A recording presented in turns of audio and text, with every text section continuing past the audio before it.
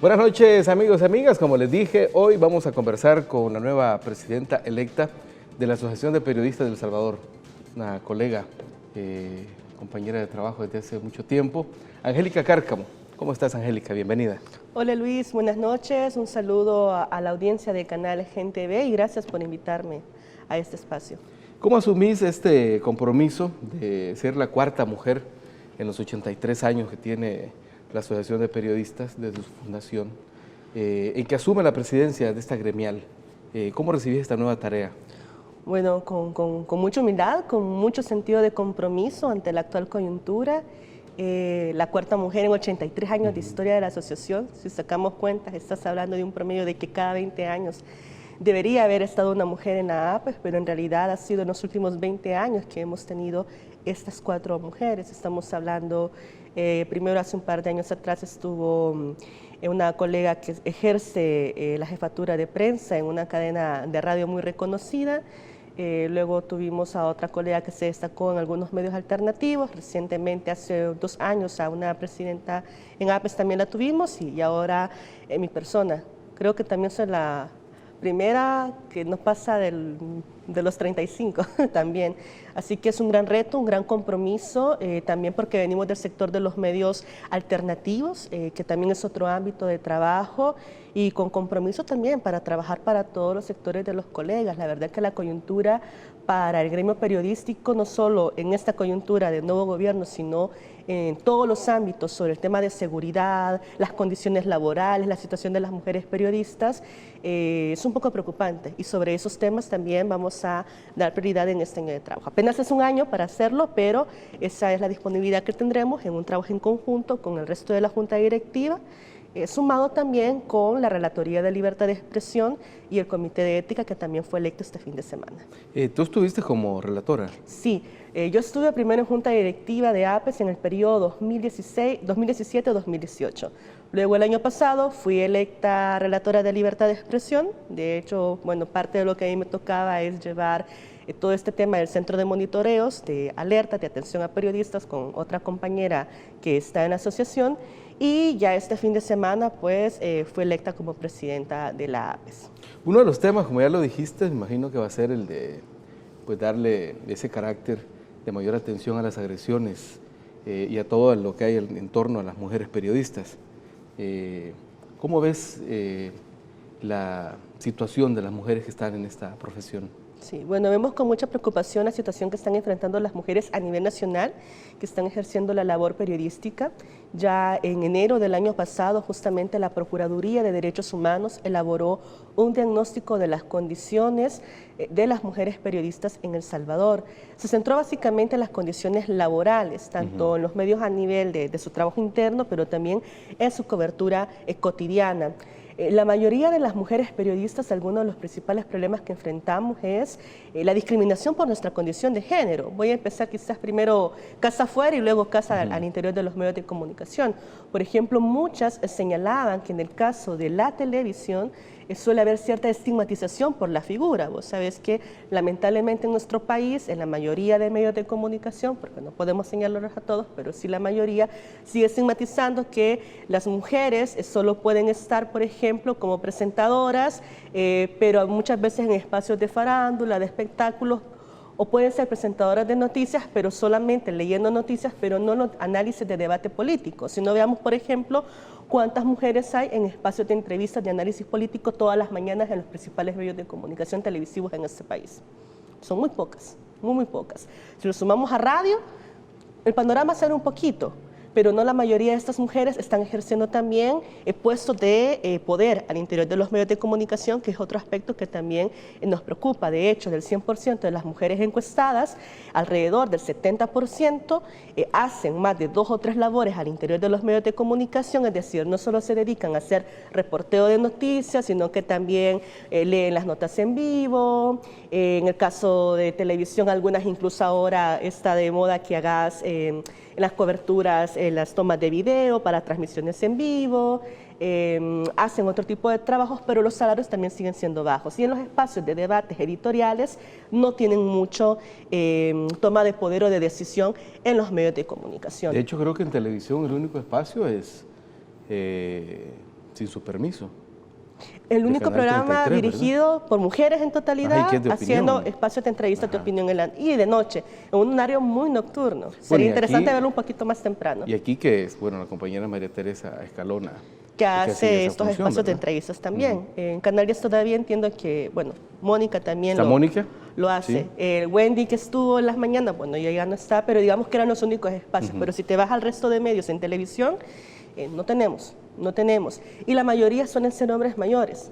En el caso de mujeres también, casi siempre, la mayoría que están son mujeres jóvenes, menores de 40 años de edad, que eso también se ve en el caso de la televisión, la figura femenina en el rango de edad todavía sigue marcando. Entonces la estigmatización, digamos que pesa mucho, y me parece que desde la academia y en las mismas empresas mediáticas en general deben analizar un poco sobre estas estigmatizaciones que se hacen. Luego, si nos movemos al tema de condiciones laborales, también están sucediendo cosas muy preocupantes que lamentablemente no se están denunciando, o al menos las entidades también del Estado, como la Fiscalía General de la República y los juzgados, no están llevando buenos procedimientos. En el interior de los medios de comunicación, en esta investigación que citaba al inicio, se les preguntó a muchas periodistas sobre si habían tenido algún tipo de problemas por su condición de género en los medios en los que trabajan. Algunas señalaban, por ejemplo, la situación del acoso laboral por su condición de género, por ejemplo, que no puedes hacer determinadas coberturas o tenés que vestirte de determinada forma para entrevistar a un funcionario, por ejemplo, o en el peor de los casos, ser víctima de acoso sexual dentro de un medio de comunicación. Creo que ustedes conocerán el caso de un periodista de un canal de televisión de cobertura nacional, que él fue denunciado por realizar acoso sexual a una joven que estaba haciendo sus horas sociales en dicho medio. Pasó a un proceso de investigación, el tipo deja el canal, desaparece, los abogados llevan su proceso, y la joven que colocó la denuncia, tal fue la situación de vulneración que enfrentó, que incluso tuvo que estar en una casa de resguardo, en una institución, para evitar que siguiera sufriendo este tipo de acoso. Terrible. Porque habían otras personas también detrás de esta persona lastimando a esta joven, ¿ya? Además de todo lo que se le quiso señalar a ella, de dudar sobre la credibilidad del hecho de lo que ella estaba denunciando frente a una figura que tiene cierta credibilidad. Obviamente la gente le va a creer más a este tipo que a esta joven. O sea, fue una revictimización. Exactamente. Lamentablemente la semana pasada, hubo una resolución. A él se le condena, pero no con cárcel, sino que con una multa económica, que tampoco es una cantidad exorbitante.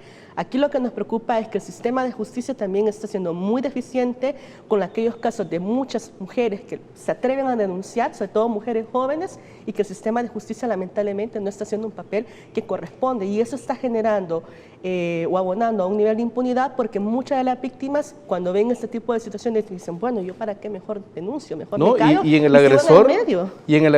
en la gente que tiene esas tendencias, porque en este medio no es una práctica extraña, hace que diga, bueno, si no le pasó nada a él, yo puedo hacerlo. Es decir, Claro. eso es lo preocupante. Claro. La señal que manda. Esperemos que esta persona no regrese a este medio de comunicación. Esperaríamos que también, no solo en ese, sino que si se diera en otros tipos de medios de comunicación, también los medios tomen una postura. Nos parece preocupante que los medios de comunicación tengan al interior de sus medios de comunicación a periodistas o a personas que están agrediendo a mujeres. Eso es algo que también se debe combatir, y que incluso es uno de las propuestas que está dentro de la propuesta de ley de protección a periodistas, que a lo mejor luego podemos hablar de ella, que se presentó en octubre del año pasado a la Asamblea Legislativa, que lamentablemente no se ha discutido, pero que incluye elementos de qué cosas se pueden hacer para proteger los derechos de las mujeres en el sector periodístico. Y justamente sobre eso vamos a hablar, pero cuando regresemos de una pequeña pausa.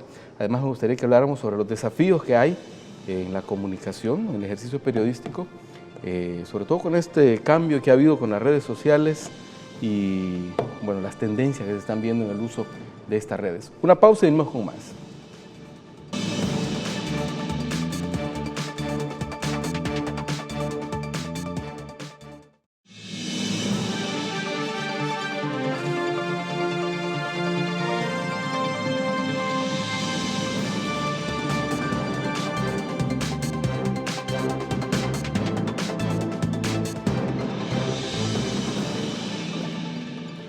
Bueno, seguimos hablando con la recién electa presidenta de la Asociación de Periodistas de El Salvador, Angélica Cárcamo. Y justo entramos a este proyecto de ley que se encuentra ya en la Asamblea Legislativa. Ojalá que no vaya a dormir el sueño de los justos, como se suele decir en estos temas, ¿verdad? Cuando llegan a la Asamblea y los diputados se toman demasiado tiempo, como el caso de la Ley General de Agua, ¿verdad? Ojalá que no pase eso. Para eso yo creo que hay que estar desde la gremial y desde todos los medios de comunicación, pues abordando este tema y presionando para que esto se estudie. ¿Cuál es el sentido que tiene esta ley? Sí, bueno, justamente en el año 2017 empezamos a tener todo un debate, justamente por todas estas vulneraciones que hemos ido identificando, de cómo generar mecanismos de atención hacia las y los periodistas, y algo que consideramos que es vital es que las instituciones del Estado hagan el papel que les corresponde. Solo voy a citar algunos datos para ver la importancia de la Ley de Protección a Periodistas. Hoy por hoy ya hablábamos de la situación de las mujeres periodistas que, bueno, son víctimas de acoso, su condición laboral es mala, sufren estigmatización. Lo mismo sucede en algunos medios de comunicación con el tema de las condiciones laborales. Hay una precarización laboral en términos generales en los medios de este país. La mayoría de periodistas ganan con suerte el salario mínimo, o sea, por risible que le pueda parecer a algunos amigos y amigas de la audiencia, o sea, muchas veces se cree que hay ciertas figuras de la televisión que pueden ganar miles de dólares, pero muchas veces en ámbitos como la radio o medios al interior del país hay gente que recibe el salario mínimo o menos del salario mínimo, trabajando un promedio de 12 horas al día con estas condiciones, trabajando consecutivamente sin descansar fines de semana, y muchas de estas personas terminan teniendo enfermedades crónicas como diabetes, como insuficiencia renal, que es un poco de los casos que estamos atendiendo en APES, lamentablemente también casos clínicos sobre cáncer que están afectando a los colegas y que está siendo una tendencia, porque también muchos colegas tienen arduas horas de trabajo. Muchos de estos medios los contratan jóvenes, entre los 20 y los 30 años, luego de los 30 vienen los despidos, suelen quitar más a las personas adultas, ya de los 30, y a estas personas cada vez se les hace más complicado reinsertarse nuevamente en la vida laboral en el gremio periodístico. Ya no digamos las personas que tienen 40 o 50 años. En ese entorno justamente de la situación laboral, más otros factores como la inseguridad, que también hemos ido identificando, nada más el año pasado registramos varias agresiones a la prensa por cobertura, sobre todo con este tema de las medidas de seguridad en algunas zonas del interior del país. Empezamos a trabajar esta propuesta de ley de protección integral para personas periodistas, comunicadoras y trabajadoras de la información. Es decir, es una propuesta de ley que no solo tiene que ver para periodistas en ejercicios en medios tradicionales, sino en general, quienes hacen comunicación en general o tienen algún tipo de relacionamiento con el tratamiento informativo. ¿Por qué integral? Bueno, porque lo que queremos es no solo tocar el tema de la violencia social, que hace un poco más de 20 años ya hubo una propuesta de ley para periodistas que abordaba este tema y era justamente de cómo proteger a las y los periodistas en situación de vulnerabilidad por estructuras del crimen organizado, llámese las pandillas, el tema del narcotráfico o el abuso que puedan generar algunas estructuras de la policía o de la Fuerza Armada. Fue una propuesta que se presentó, entiendo que en su momento incluso ya tenía el aval, no recuerdo si fue en la época del expresidente Francisco Flores o el expresidente Saca, pero al final terminó no siendo aprobada, no siendo firmada, porque había presión de parte de algunas empresas de medios de comunicación que no estaban de acuerdo con esta propuesta de ley. Entonces ahora volvemos a retomar este punto, pero le sumamos otros elementos. Uno de ellos tiene que ver justamente con cómo mejorar la situación laboral, cómo garantizar la estabilidad, que por ejemplo yo como periodista pueda tener mi independencia y mi criterio de que yo pueda colocar una nota sin el temor de que por hacer una nota que de repente no represente los intereses del medio, me vayan a despedir. Entonces, digamos que eso es una de las cosas que queremos tratar de mejorar dentro del trabajo periodístico. Es de las fibras más sensibles. Exactamente, porque sabemos que en muchos medios de comunicación hay intereses, ¿no? Sabemos que los contenidos informativos tienen un componente educativo también y obviamente moldeas a la audiencia con lo que estás transmitiendo, pero hay que tener criterios éticos y periodísticos para hacer un buen trabajo. Y eso solo se hace si al o a la periodista se les garantiza la independencia en el medio de comunicación. Y eso es una de las cosas que se está planteando en esta propuesta de ley.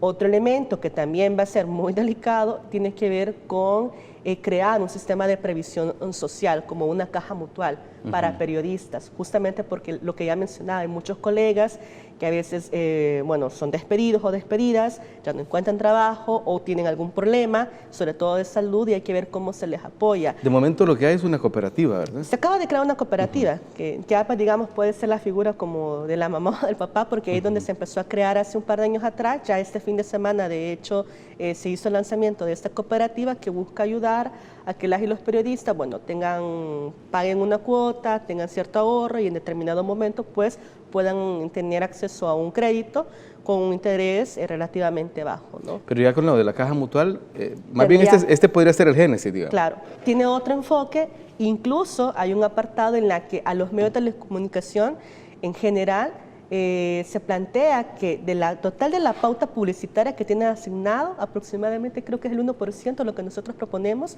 es el para esta caja mutual para fortalecer también al gremio periodístico. No es que nosotros y nosotras queramos tener condiciones especiales comparadas al público en general, porque la gente no puede decir, ¿por qué están exigiendo esto?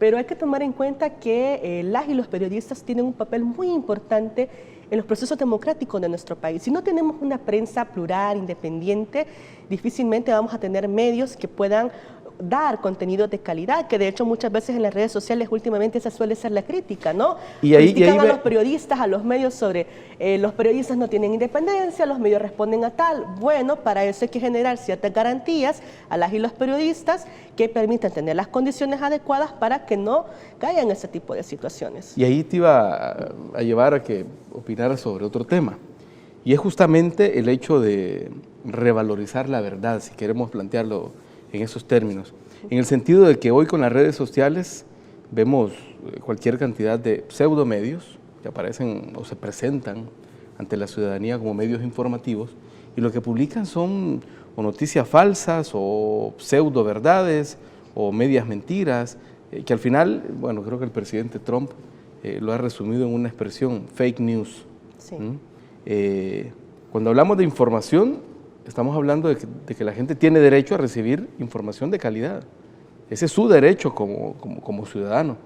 Y nosotros tenemos el derecho a hacer el ejercicio periodístico, pero con la responsabilidad que se debe.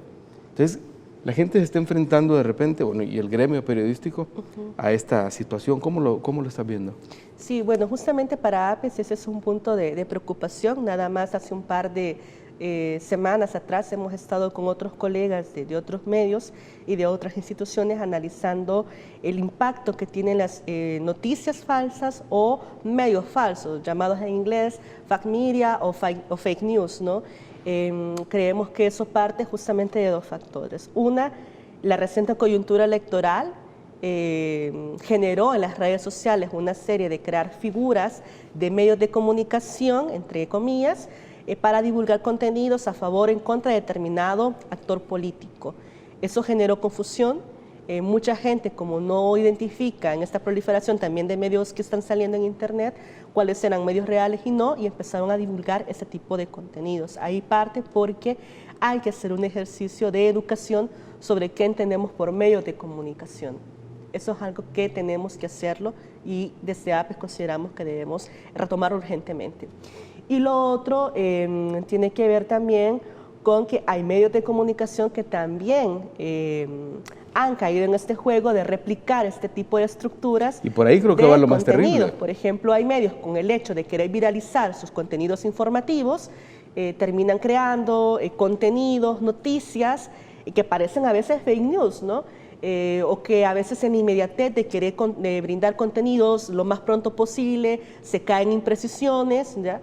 Se hacen citas que de repente quizás no fueron las más apropiadas para colocarlas, y eso también la gente pues lo ve y dice, bueno, si este periódico hace esto, entonces eso también es un medio de comunicación, cuando lo comparan frente a un fake media. Entonces, ahí es donde tiene que hacer el ejercicio la prensa profesional de desmarcarse, de diferenciarse de este tipo de noticias. Claro, ¿no? y esa es una de las cosas que tenemos que retomar. Por ejemplo, ¿cuáles son en los medios en general, los que nos consideramos quienes trabajamos en el periodismo, en los medios en general, cuáles son los criterios básicos para hablar de noticias, para crear noticias? Y aquí tenemos que hablar de cuáles son los manuales informativos que tenemos, cuáles son los códigos de ética a los que respondemos, si en nuestras páginas web, quienes están en este mundo, también la ciudadanía la conoce o no. Entonces me parece que por ahí debe haber todo un debate de volver a retomar un periodismo de calidad que lo hemos dejado con el pretexto de querer informar a la gente de forma rápida y de repente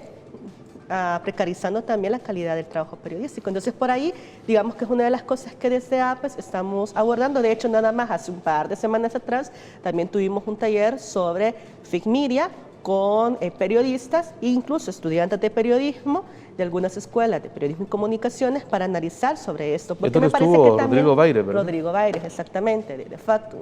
Porque creemos que es importante también que desde la academia se vaya retomando en cómo no caer en eso, cómo jóvenes también de repente no vayan a caer en ir a trabajar o a hacer sus prácticas en este tipo de plataformas que no es hacer periodismo. Entonces, por ahí digamos que es algo de lo que estamos trabajando. Y lo otro también, cómo crear protocolos de fact-checking, o sea, de un pequeño listado de guía rápida como para identificar si esto es o no un medio falso. Por ejemplo, tenés periódicos en línea que se dicen ser medios, pero en realidad son fake media, que no tienen ni siquiera seriedad. Sus nombres suelen ser muy llamativos, los titulares suelen ser muy morbosos y el contenido cuando te vas difiere del titular. Pobre, y muchas veces pobre, ¿no? Exactamente, no tiene fuentes periodísticas, no hay contexto. Entonces digamos que por ahí es importante crear pequeñas listas de chequeo para identificar, no, esto no es una noticia, en esto yo no debo de creer. Y con eso se le ayuda a la ciudadanía a no ser víctima. Totalmente, y creo que también sería, y quizás en esto podemos cerrar sobre este tema, me parece que también deben crearse desde instancias como la Procuraduría de Derechos Humanos las figuras de los observadores de la Defensoría de las Audiencias, o crear desde las academias los observatorios de medios de comunicación para analizar justamente el entorno mediático de nuestro país y también analizar cuáles son las debilidades que tenemos desde los medios de comunicación en general, que hay que fortalecer el periodismo, el trabajo que se hace, e identificar plataformas de estos medios falsos que no abonan al proceso democrático de nuestro país. Perfecto, Angélica. Hacemos una segunda pausa. Cuando regresamos, vamos a seguir hablando de los desafíos que existen en nuestro país. Ya venimos con más.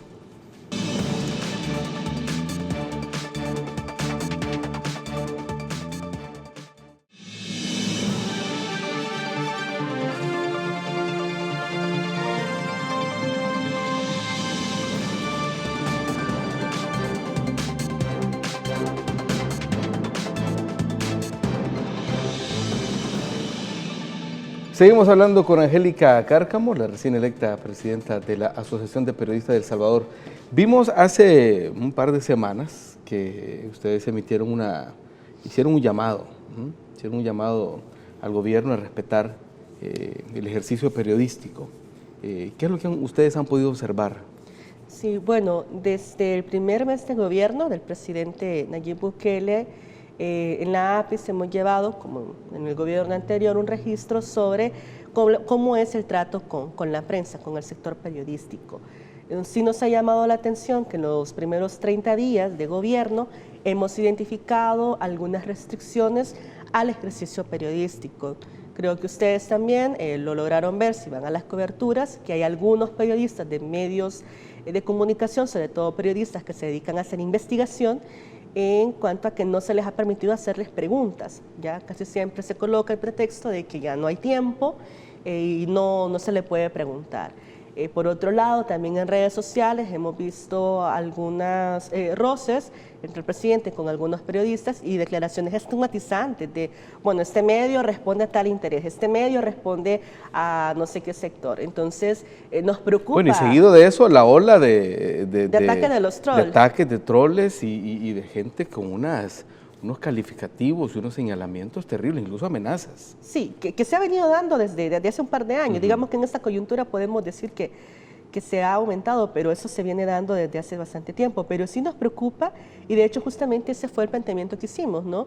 Que exhortábamos al presidente, al nuevo gobierno, a que se revise la política de comunicación que se tiene y que se permita justamente a la prensa hacer las preguntas que sean necesarias de los medios de comunicación que participen en sus conferencias de prensa. O sea, respetamos que en algún momento puede ser que el factor tiempo no te permita que se puedan responder a todas las preguntas de todos los medios, pero empezar a dejar de lado a algunos periodistas porque los estigmatizás que responden a determinado interés político, eso es estigmatizante, y no lo digo yo, o sea, hay informes, hay datos del Sistema Interamericano de Derechos Humanos que también señala que en países democráticos, o sea, los estados, los gobiernos deben generar que la prensa pueda hacer las preguntas que se consideren, ¿ya? Ahora, el presidente, si algo no lo quiere contestar, también tiene el derecho a decir, mire, yo esto no lo quiero responder en este momento, pero lo que no puede es censurar a un periodista a que haga una pregunta. Y ese fue justamente el llamado que hicimos la semana pasada, que justamente el mismo día que hicimos este comunicado como Mesa de Protección a Periodistas, es decir, no solo es la APES, sino que también ahí tienen a otros gremios de periodistas como ASPIES, que es la Asociación de Periodistas Independientes de El Salvador, está la Colectiva de Mujeres Periodistas, tenemos a la academia, como es el caso de la UCA, de la Universidad de El Salvador, instituciones de derechos humanos como FESPAD, ISD, la misma Procuraduría, que hacíamos justamente este llamado. Ya en la tarde el presidente Bukele luego hizo una conferencia de prensa, vimos que el panorama cambió porque ahí sí permitió que se hicieran todas las preguntas de todos los medios, eso lo vemos a bien, pero recién esta tarde recibíamos información que en una conferencia reciente al parecer ha vuelto a suceder lo mismo. Nos parece que en esta situación estamos valorando como APES, en esta nueva junta directiva que entra formalmente el 31 de julio, entablar una reunión y una comunicación con el Gabinete de Comunicaciones de Casa Presidencial, a lo mejor también con el presidente Bukele, y conocer cuál es la estrategia de comunicaciones que van a tener de cara a este quinquenio, pero también nosotros y nosotras presentarles cuáles son algunas de las inquietudes que tenemos desde el gremio de periodístico que nos preocupan y que creemos que deben mejorarse. Ya, si él quiere entablar, por ejemplo, su estrategia de comunicaciones a través de redes sociales, es válido, pero no puede ser la única plataforma para hacerlo.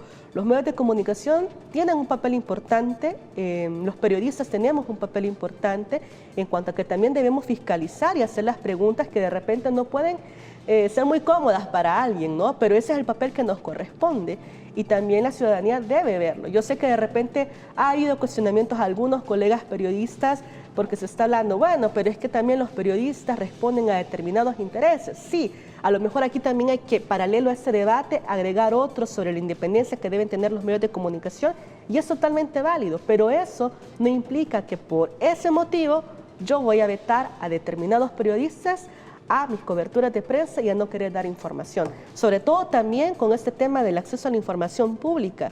Ya el Instituto de Acceso a la Información Pública también señalaba que hay una preocupación en cuanto a la eficiencia de que algunas entidades del Ejecutivo estén brindando información oportuna. Tenemos periodistas que se han acercado a nosotras para mencionar que hay instituciones del Estado donde no hay la figura del oficial de acceso a la información o que los procesos que antes se tardaban, lo que corresponde a la ley, que son los 10 días hábiles para responderte, ahora ya llevan un mes y no hay una respuesta.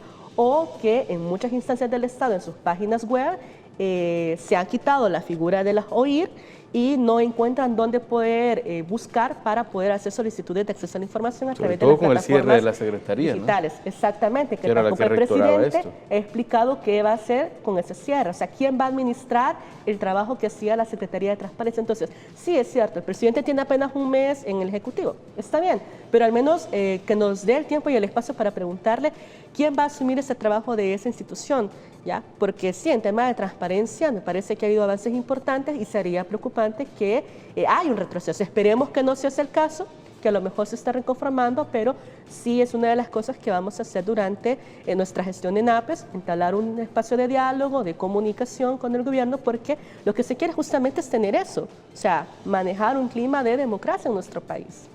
Perfecto, Angélica, quiero agradecerte, bueno, y felicitarte también por la elección.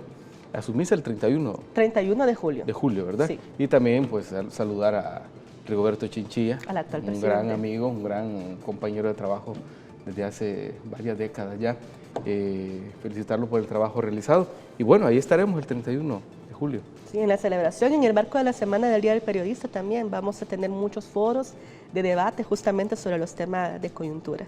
Perfecto, Angélica, muchas gracias. Gracias a vos y por la invitación a este espacio. Perfecto, a ustedes amigos y amigas, gracias por la sintonía. Quédense con Gente Ve, hay más para todos y para todas. Pasen buenas noches.